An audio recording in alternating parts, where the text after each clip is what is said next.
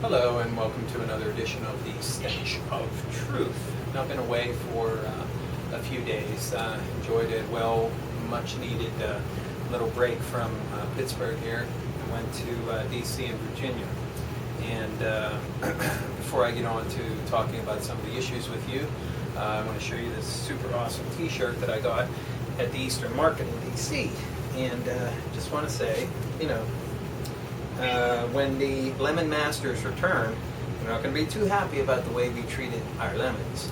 And of course, maybe 25 cents is a little bit too much for human aid, but, they seem to be pretty happy. So there you have it. So anyway, lots of stuff has been going on, and, I apologize that I haven't been as regular with my videos. It's very difficult juggling everything. So many things going on, so many things to do, so please forgive me for that. I'm going to try to make an effort to, have these pretty steady, at least once a week, and maybe, a little bit more often than that, to talk about some of the issues with you. First, let's just go down the list.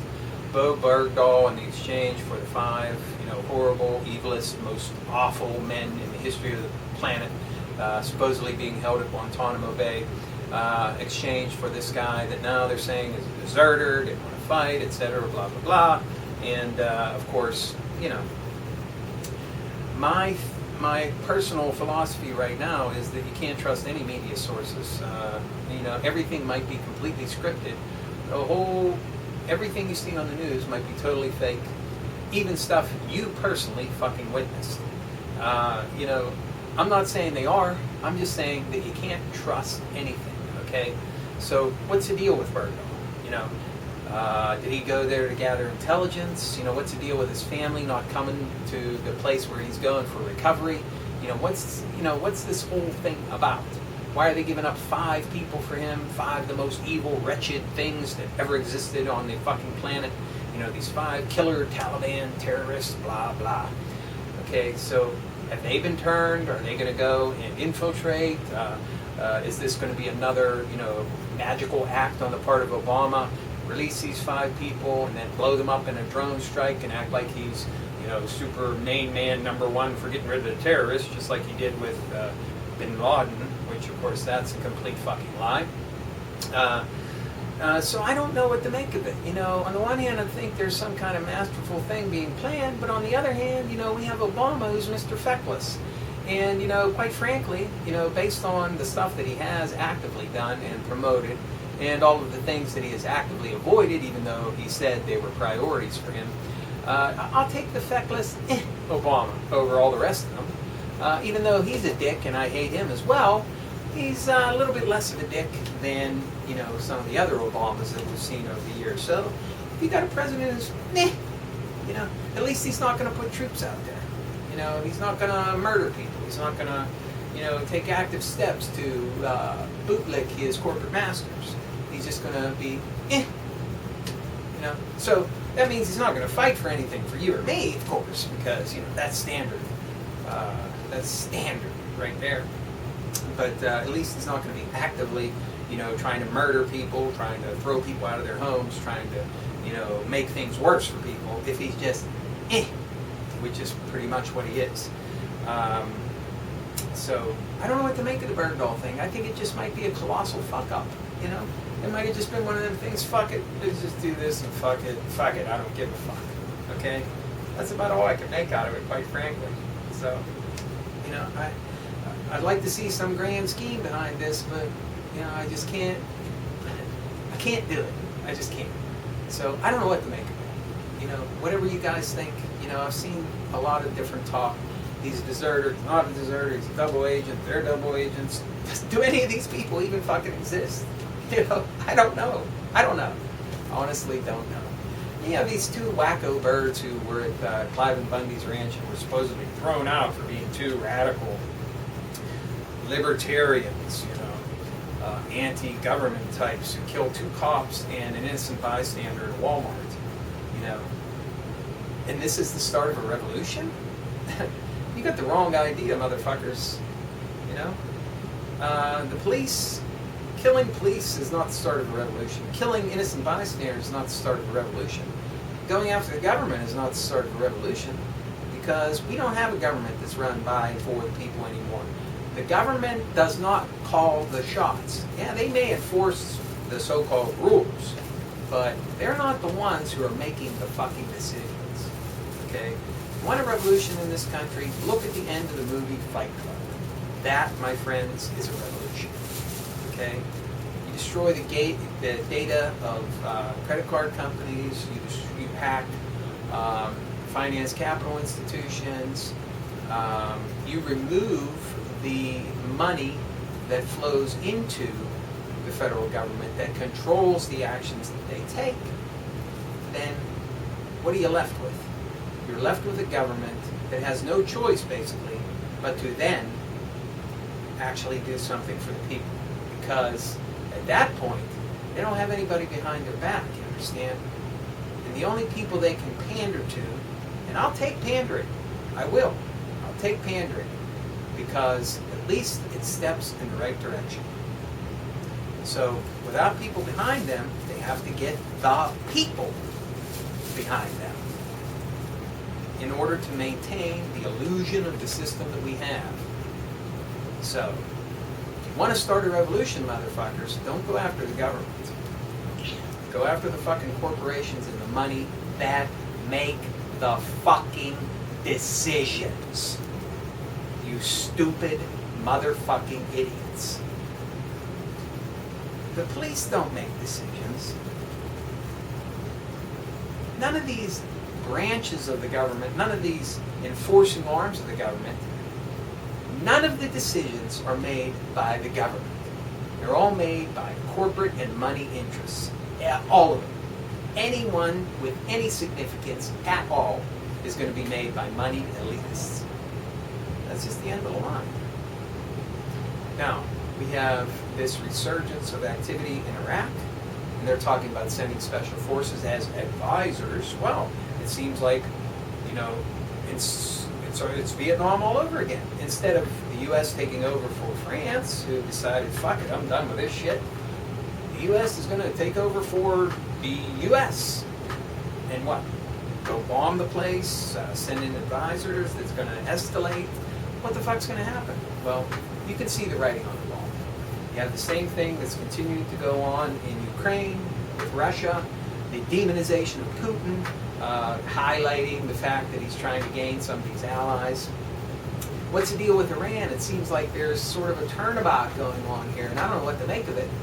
Iran seems to be put way, way, way on the fucking back burner, and actually getting good press by having Iranians go into Iraq to help them to try to quell the violence there. So I don't know what the fuck is going on, but there are a lot of geopolitical moves going on right now. And I really can't see through the clouds to give you a clear picture of what's coming. But I can tell you that it's going to be more of the same. And for all of these people that really make my fucking guts wrench, who have these, oh, I'm so excited for Hillary in 2016 bullshit, and everything, every fucking day in the news there's something about Hillary Clinton there. And it just really fucking grates on me, because she's a fucking scumbag. And these people are going to continue to try to cling to her like some kind of life preserver, and if we just get Hillary in 2016, we'll be able to turn things around. Was it? Well, gee, when did I hear that last? Was that in 2008 when Obama came into office? And again in 2012? And we've had nothing but failure after lie, after scheming, after scam, after fuck the people. And somehow people just can't seem to make the connection that candidate asshole and candidate dickface are both the fucking same. And they're going to keep promoting the same motherfucking policies that make the rich richer, the corporations bigger, with more power and more influence over your fucking life. They're the ones making the decisions, not any of these puppet political figures who are put in. So spare me your fucking bullshit about Hillary or anybody else that you think is going to be the great savior of mankind whenever they finally get the right person in. Fuck you. And fuck your stupid philosophy for thinking that way. I'm sorry. That's it. So, we make a mess of fucking Iraq, and then what? Maybe we should just leave it the fuck alone. Can we just leave it the fuck alone? Let them work out their differences themselves. Why do we have to constantly have to keep going back to clean up the fucking messes that we made in the motherfucking first place? How about not making messes in the fucking first place? And to go back to this whole Bergdahl thing, I find it really rather tragic that we can make a very complex, supposedly, a very complex trade with third-party countries and all this kind of stuff for these 5 Taliban people and this one American soldier being held as a prisoner of war. And yet, we cannot get a fucking veteran in to see a fucking doctor for 3 fucking months. And in the meantime, many of them have fucking died.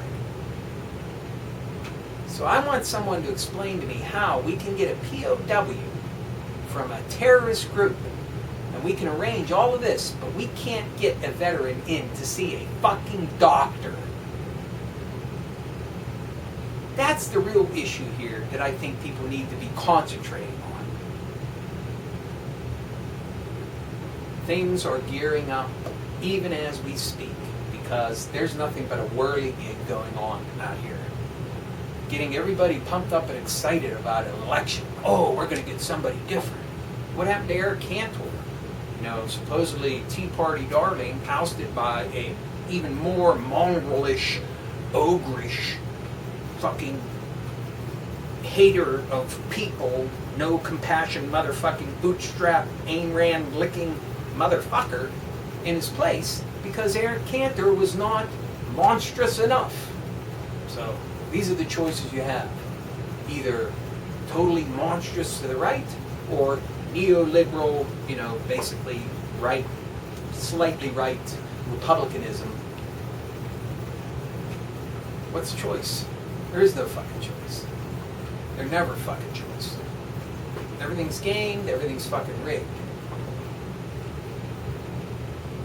So I cannot see through the clouds that are barring my vision. I cannot tell you what's coming in the future. But I can tell you that things have not reached a crescendo by a long shot. And I can tell you another thing, people, that we are fast running out of time to have any kind of impact. And I look to people like these 2 motherfucking idiots who killed 2 cops and an innocent bystander and calling it a revolution, and I think to myself, you really do have your ideas mixed up in your fucking mind.